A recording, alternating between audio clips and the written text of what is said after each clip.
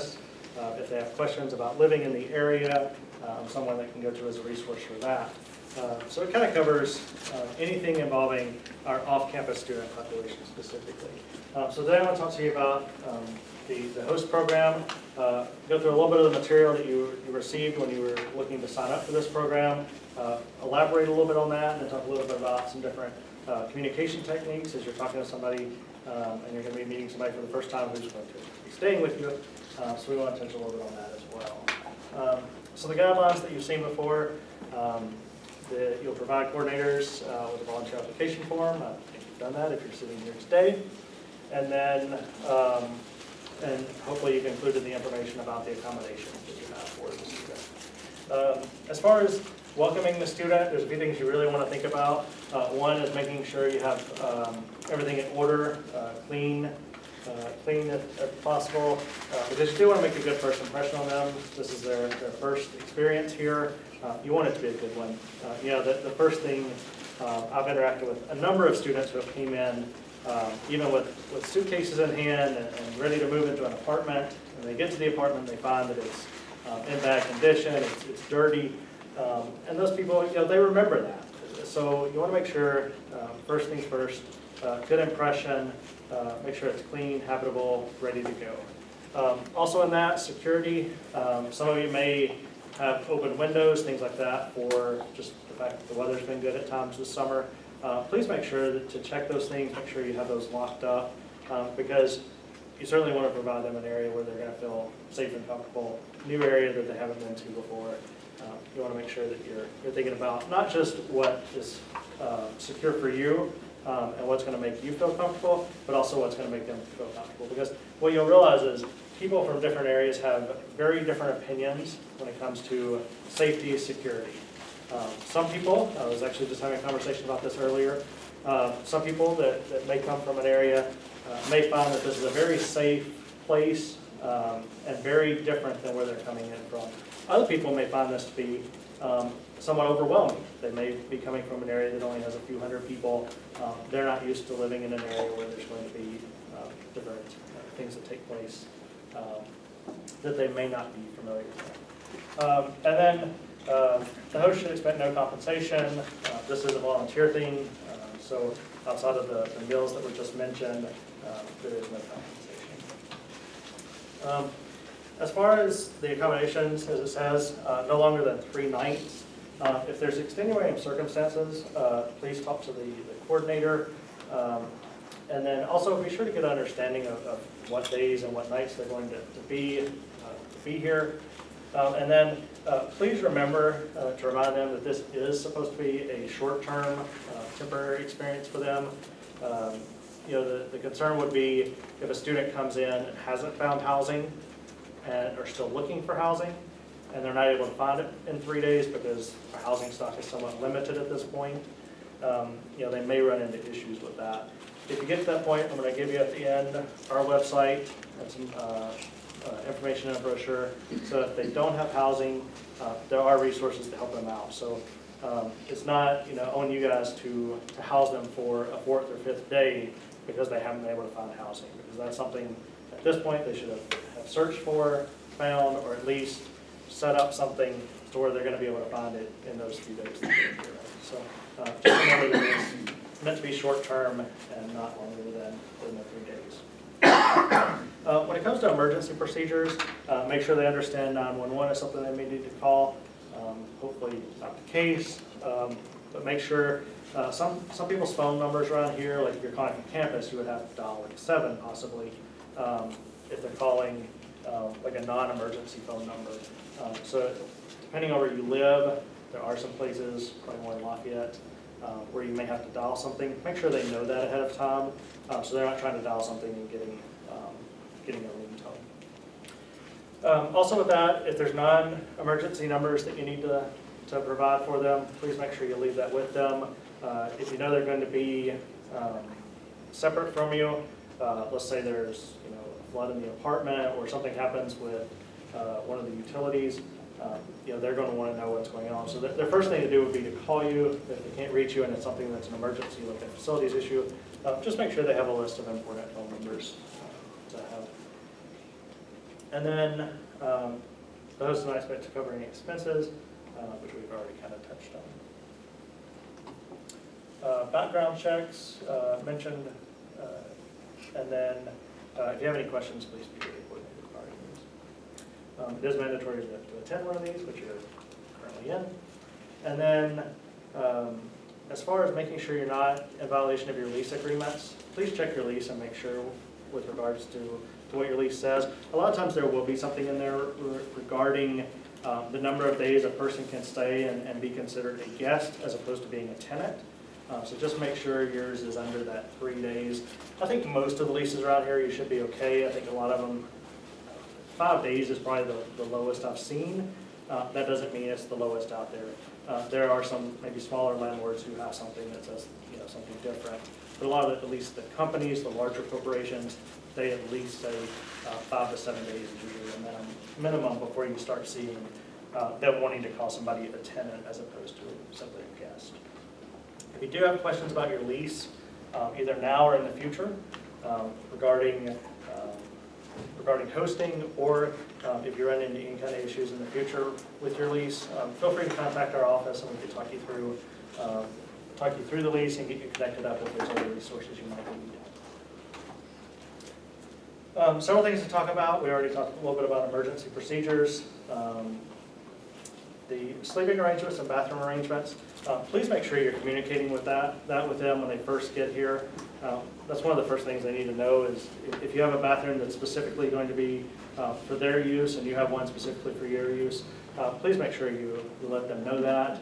I know we have some interesting apartments around here where you have bedrooms that you have to go through an apartment bedroom to get to the bathroom. Please make sure you're addressing those things with them so they understand the reasoning to it, because I definitely see a lot of that in some of the houses that have been converted into multiple unit apartments. They do have those. So if you have that, just make sure you're explaining to them that there are specifics that you have. So if you do only have one bathroom, and it is that you go through a bedroom to get to it, please make sure that they know they need to knock beforehand or whatever that process is before going through the bedroom. So keep that in mind. And once they arrive, make sure you're discussing the expected date of departure. Again, short term, make sure they understand that. So get that so you know exactly when they're going to be there. And then kitchen use. One thing I'd mention about kitchen use, stove, oven, microwave, especially stove and oven, make sure they understand how they work and make sure they know how to turn them off, because every stove and oven might be different.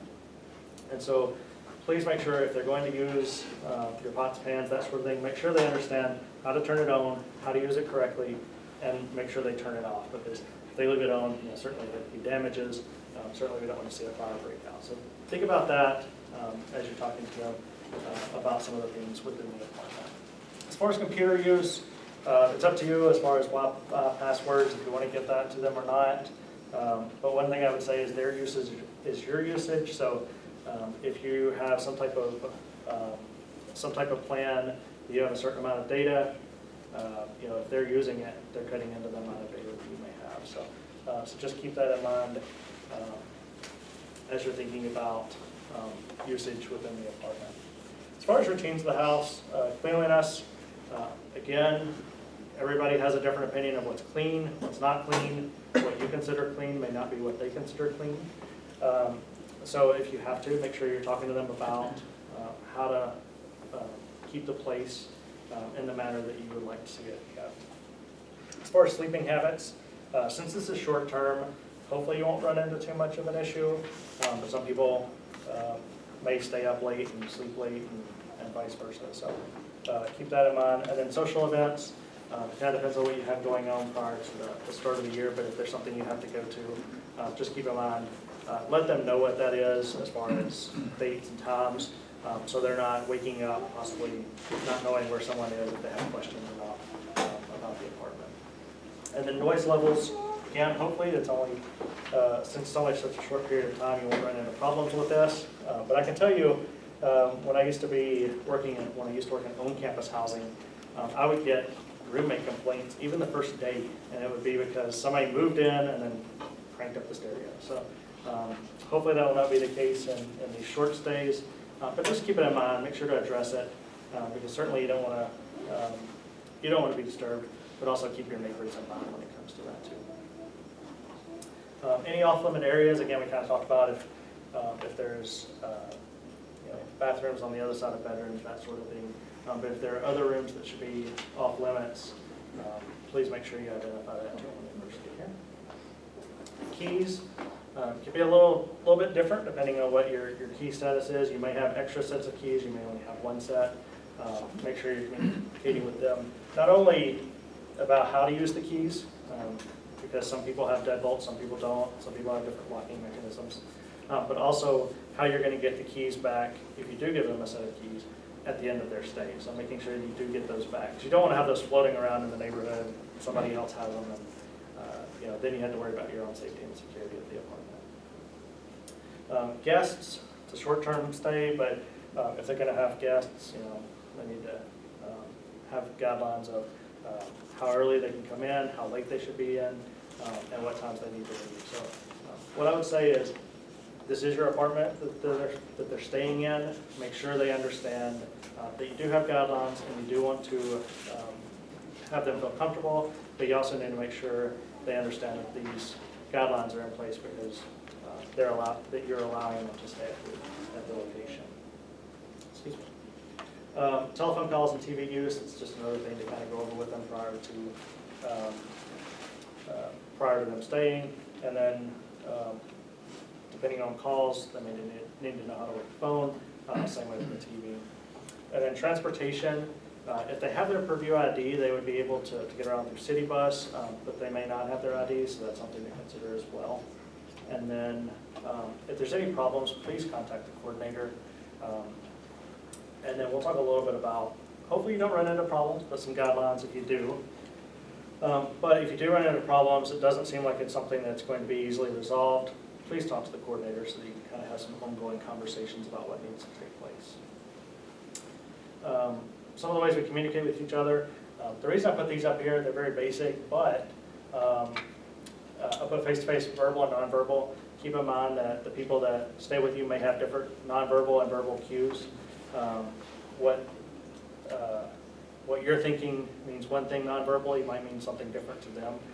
So try to figure that out and try to have conversations about that if you're not understanding them completely. Written communication, just coming from my background, written communication is always wonderful. So if there is something you're wanting to make sure they understand, even if you want to write something up prior to their arrival and just to give them, it just kind of has highlights of things that you want to make sure they understand, whether it's just the topics that we covered here today, at least to kind of give them an idea of things that you're expecting while they're here. And then email, text. One thing to keep in mind is people like to communicate different ways. So some of our students love to have face-to-face conversations. Some prefer text. So if there's something that you want to make sure they have and have in writing, text is also a good way to do that. And then as far as resolving issues, like I said, hopefully you don't run into those problems. If you do, talk to the coordinator. But if you're trying to just resolve smaller issues and there's communication issues or communication barriers, these are just some things to keep in mind. The biggest thing is just being an active, engaged listener. You want to make sure that they are understanding you and that you're understanding them, and just paying attention to what it is they're saying. Because as they're coming in, new experiences, they probably have a lot of different thoughts in their head.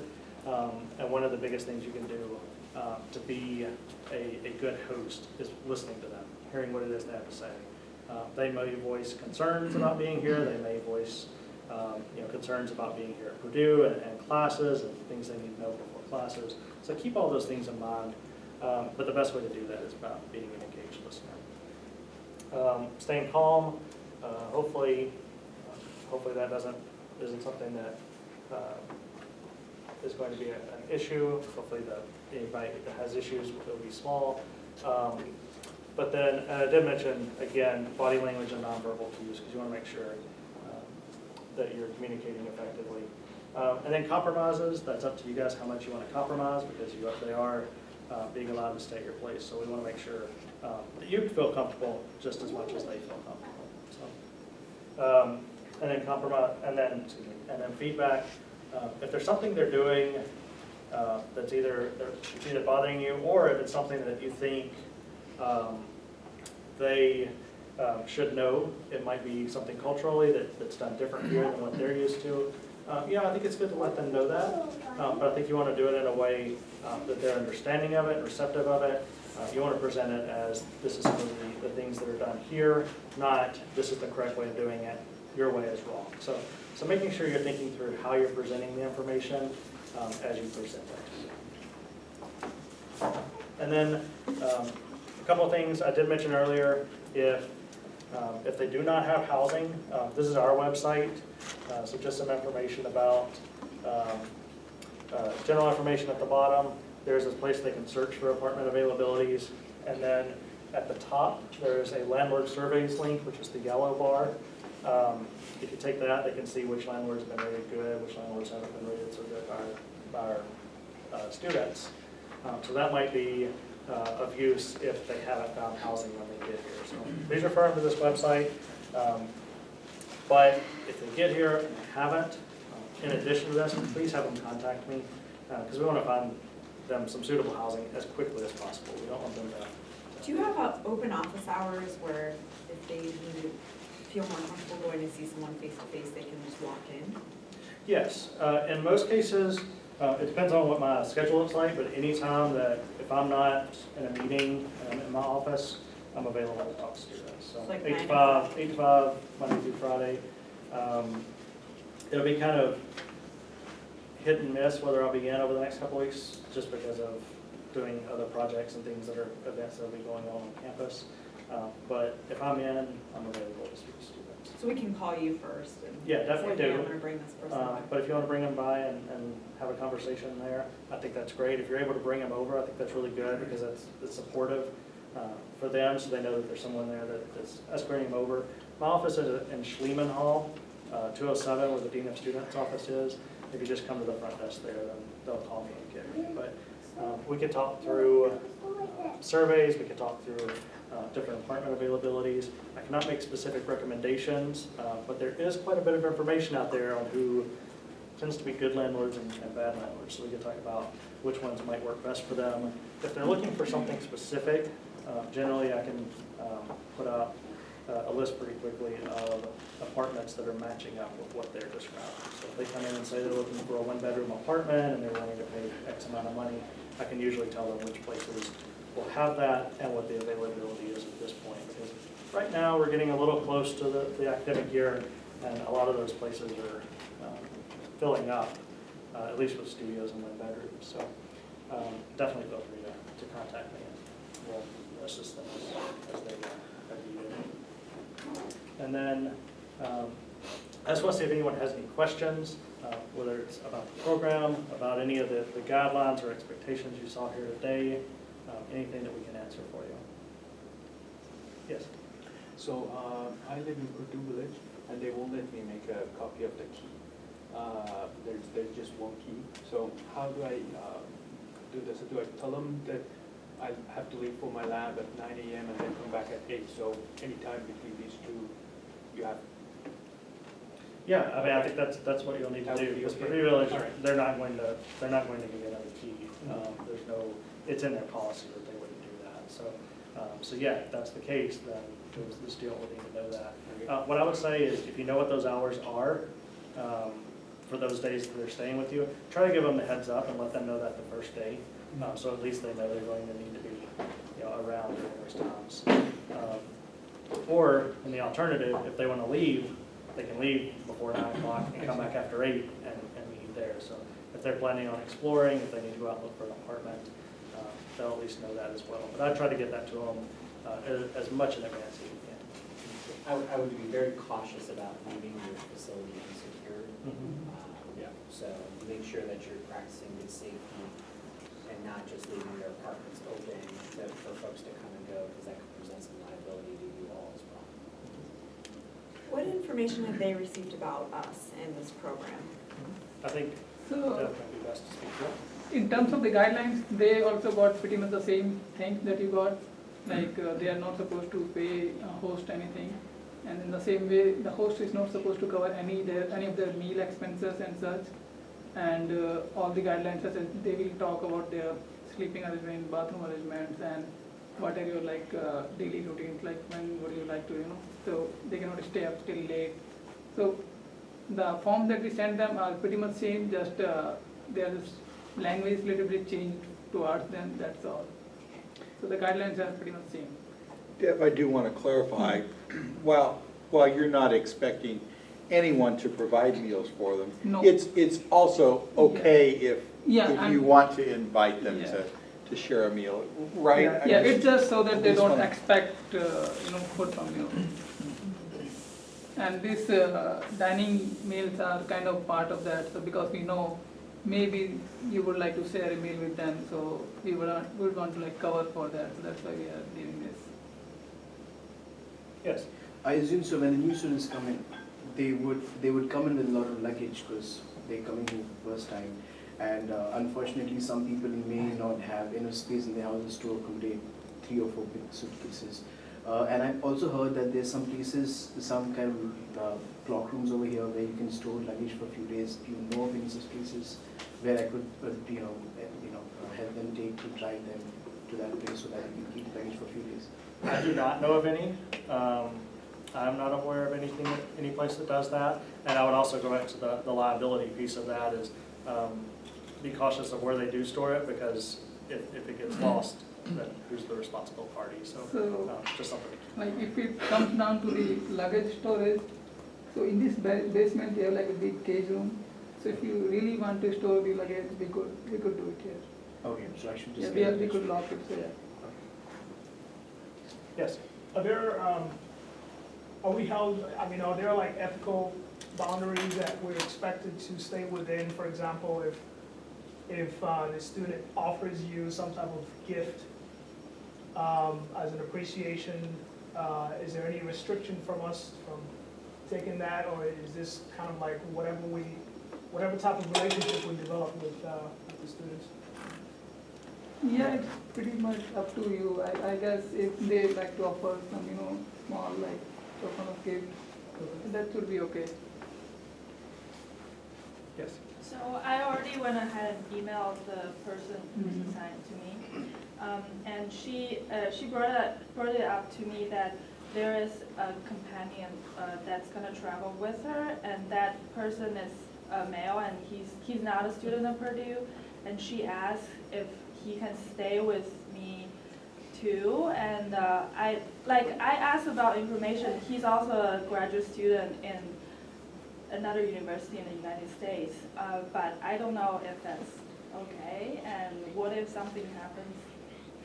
So, you should have told us earlier about this.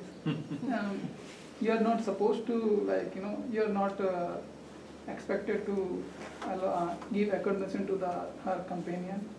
So we only ask for that girl, so you could just talk her if you don't feel comfortable.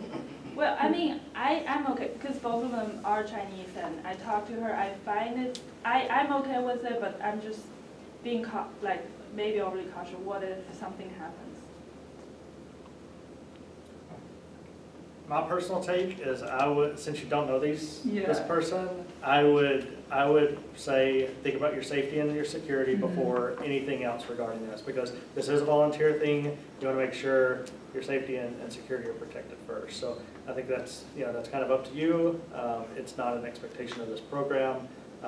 So it is up to you to make that decision, but I would encourage you to think about the safety piece to that. If it's not someone you know, if you're able to talk to them ahead of time and that sort of thing, that might be helpful. But I would again talk to the coordinator a little bit more about that one before making a decision. Okay. So the duration of their stay, that's locked in. If they say they're staying for 2 days, and after 2 days, if I say you gotta get out of my house. Yeah, it's pretty much that, yeah. Yeah, it's meant to be a short term, Yeah. so yeah, you're the host in this situation, that is your determination. So like in the form that they filled, most of them have their lease, lease starting after those 2 or 3 days. So they do have a place to go after that. And even if they don't, so it's not your liability, so you can just, you're not supposed to keep them more than 3 nights.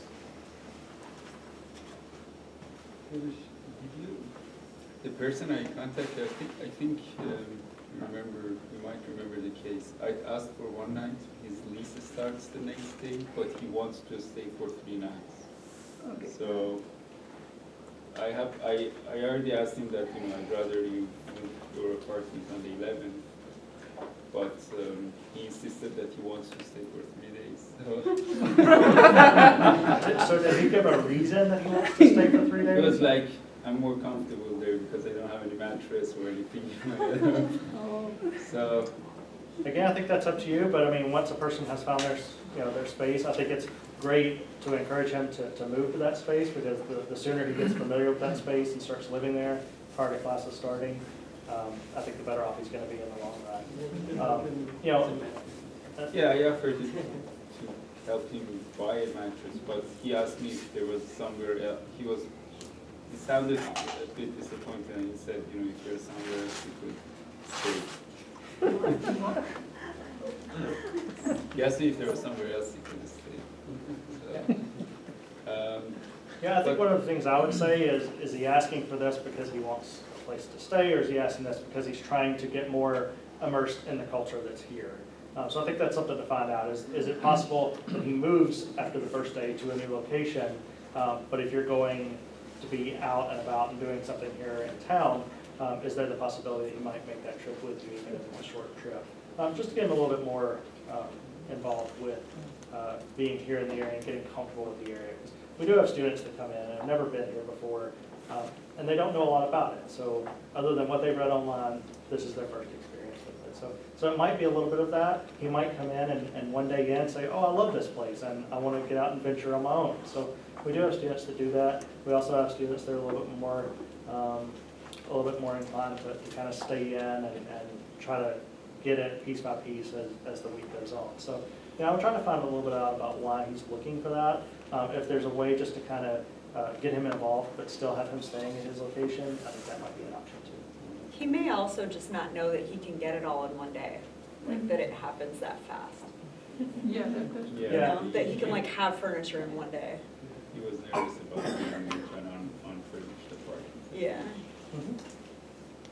Ashley, I know that there are dinners and special programs that are hosted by a number of community organizations, coming up.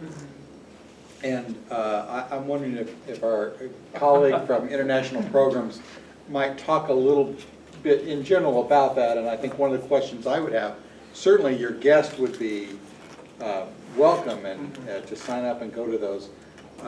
Would the host be invited to go to those too? Okay.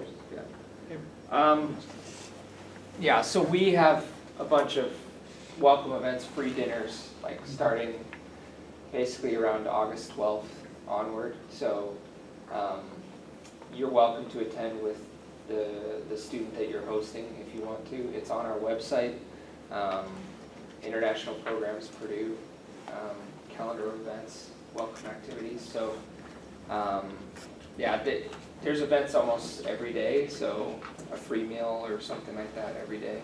So I think there'll be one for graduate students, specifically a meal, and then there'll be an ice cream social and a few other things. So if that's what your student is looking for some events or connections when they arrive, you can definitely take advantage of that. Yeah, most of them are full right now, but you can still sign up because, we're not going to turn people away. Just we're trying to keep track of numbers. So. Yeah. And where do they find that information to sign up? It's on our website, like I said, Purdue International Programs, ippurdue.edu, and then there's a calendar of events, or if you look under programs, there's welcome events tab. So it's all on there. Yeah. I know, for instance, on August 16, that is the graduate student only dinner. Mm-hmm. That is at First United Methodist Church, just west of campus. Yeah. So, and one thing I'll also mention, our office also runs a free courtesy shuttle on campus. So if you guys are having trouble with transportation with big suitcases, we're running 2 Purdue vans with volunteers. from August 12th until 21st. So leading up, they're going to be in front of the PMU hotel pretty much every day. And if they're not there, it's because they're taking somebody and they're coming back. But there'll be signs up there saying like ISS welcome shuttle. ISS is just the International Students and Scholars Office. So, yep. Is that like till midnight? What time? Yeah, we go from like 8 a.m. until about almost 1 a.m. every day. Just waiting for you, answer for you also? Yeah, so they will take students to their residences off campus as well. So, but if there's a lot of people, they may take some time, getting back from dropping off students. So there's no specific route that the bus takes, or it's just based on the request that these kids? Any specific what, sorry? There's no specific route that the bus takes, or? No, they're just shuttles. They're volunteer drivers driving shuttles. And when a person asks for a ride, they have to sign in on a sheet, and they take them where they need to go. So it's no assigned route, it's just wherever the student needs to go. And when is it starting? When is it starting? August 12th is the first day, so a couple days before BGRI and BGR starts. Yeah. I don't really know what the international student experience is like coming in terms of, the activities that the students is expected to go to, or what they would want to go and accomplish in the first few days that they're here. Can you please just talk through that? What are like the first few things that they may want to do? I know when I got here, obviously first thing is to go to the ID card office, PHID, go get registered, go to the admissions office, stuff like that. I could probably answer that too. So an international student can't get their ID until they do their check-in process. Those of you who are international students know this probably. So each international student signs up, and they should have already signed up to check in with their visa to come to the United States, and my office has to check it. Once they do that check-in process, then they can get their Purdue ID. So they may be delayed in getting their Purdue ID. I would say the first things that they're going to look for are phone. They want to get a working phone because their phone's not going to work here. Second, probably a bank account or something to do with a bank. Those are probably the two biggest things right away that they're all going to want.